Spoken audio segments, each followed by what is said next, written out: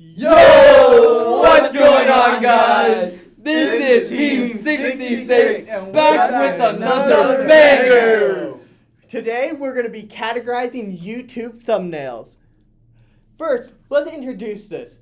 Today we're going to be categorizing images and videos.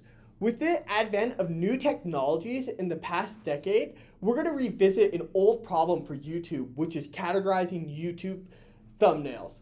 Here are some of the background research we did. What's our problem definition?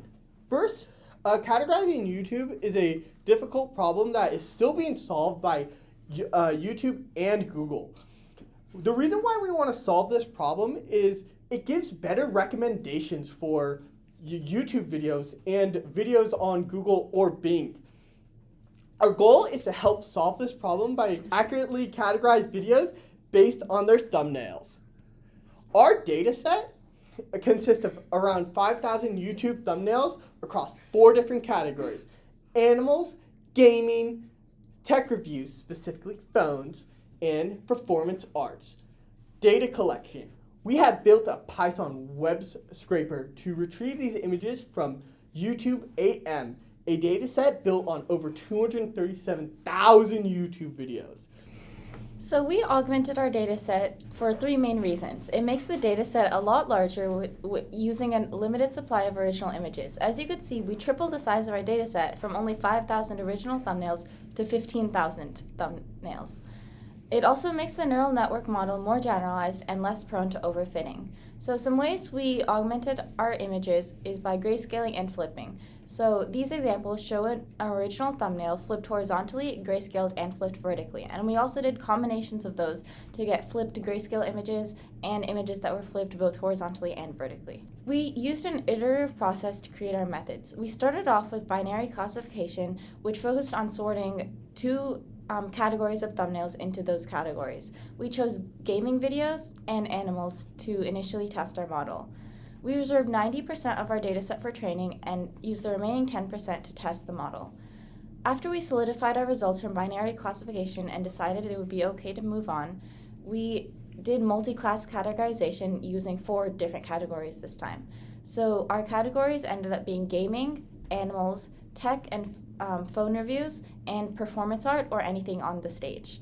So once again, we use 90% of the data set for training and 10% for testing. Due to the nature of our data being images, we decided to use a convolutional neural network. In short, it consists of 3 main layers. First, there's a convolutional layer, which uses filters to create feature maps. We chose to stick with the default 3x3 kernel. Next, there is the pooling layer, which helps reduce the number of features used for computation. For our implementation, we stuck with max pooling to choose the most numerically prominent features in the image.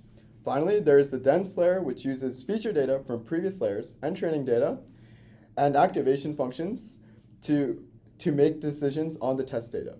We chose to use a softmax function for our activation function. During this process, we explored various convolutional neural network architectures. We began with our own thumbnail neural network, known as ThumbNet, which consisted of 3 basic layers. Next, we decided to go deeper and look into the AlexNet, which is a very classical model and consists of 8 layers. Finally, we decided to try out a full deep learning convolutional neural network, which consists of 18 layers. So, our first method that we looked at was binary classification. And we did binary classification with the ThumbNet.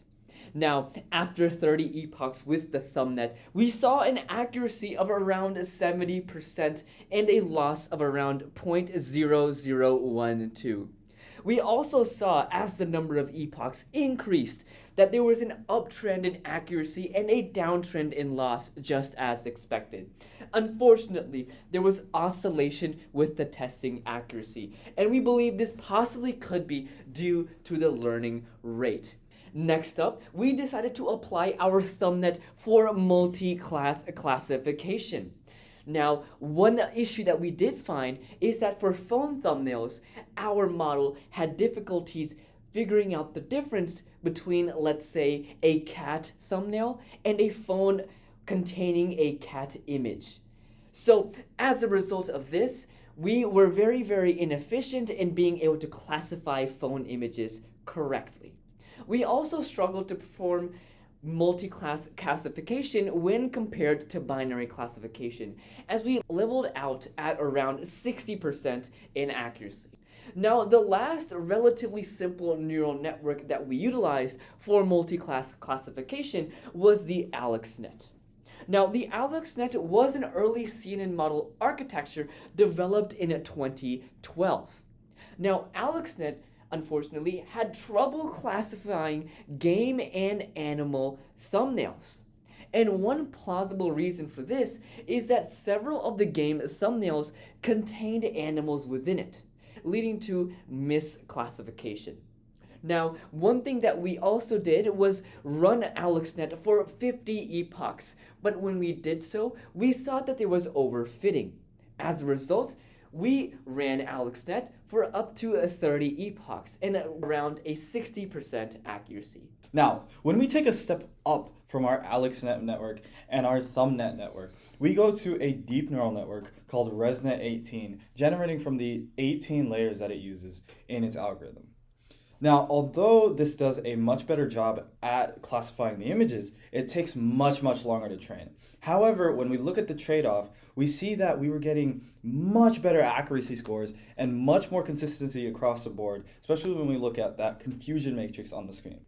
Now, when we get to the overall comparison of the accuracy scores, we see that there is about a 30% jump from our ResNet 18 to our AlexNet and our ThumbNet. Although our AlexNet added more layers, it didn't do much better in terms of accuracy.